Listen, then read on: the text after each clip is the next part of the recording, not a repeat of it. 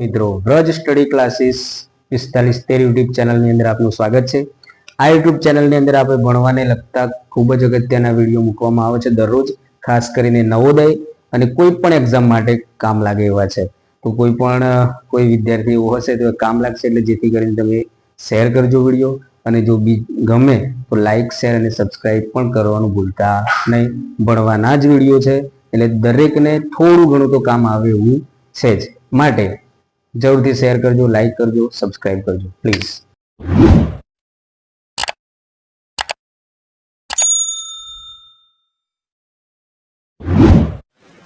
ચાલો બાળકો, આજે આપણે શીખવું છે પુરોગામી સંખ્યા અને અનુગામી સંખ્યા।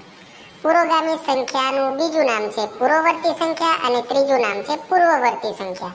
પુરોગામી સંખ્યા એટલે આગળની સંખ્યા, બીજું છે અનુગામી સંખ્યા। અનુગામી સંખ્યાનું બીજું નામ છે અનુવર્તી સંખ્યા અને ત્રીજું નામ છે પ્રતિવર્તી સંખ્યા। અનુગામી સંખ્યા એટલે પાછળની સંખ્યા। આ તમારે યાદ રાખવાનું છે। ઓકે।